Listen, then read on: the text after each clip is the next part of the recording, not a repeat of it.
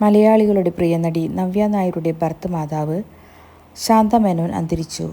ചങ്ങനാശ്ശേരി പെരുന്നയിൽ താമസിച്ചിരുന്ന അവർ ദീർഘനാളായി അസുഖബാധിതയായി ചികിത്സയിലായിരുന്നു. നവ്യയുടെ ഭർത്താവ് സന്തോഷ് എൻ മേനോൻ്റെ മാതാവാണ്.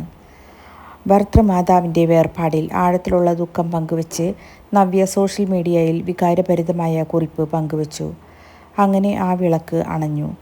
മരുമകളായിട്ടല്ല, മകളായി സ്നേഹിച്ച ഒരാളായിരുന്നു അമ്മ എന്ന് തുടങ്ങുന്ന കുറിപ്പിൽ ജീവിതത്തിലെ എല്ലാ കഷ്ടതകളിലും അമ്മയായി നിന്ന പിന്തുണയും സ്നേഹവും അവർ ഓർമ്മപ്പെടുത്തി.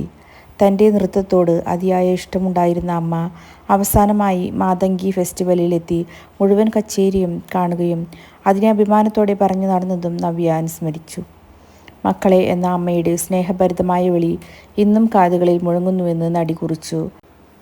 മക്കളുടെ വിളക്ക് ഒരിക്കലും കെടില്ല എന്ന അമ്മയുടെ വാക്കുകൾ ഹൃദയത്തിൽ സൂക്ഷിച്ച് ഭർത്തൃമാതാവിന് നവ്യ ആദരാഞ്ജലി അർപ്പിച്ചു.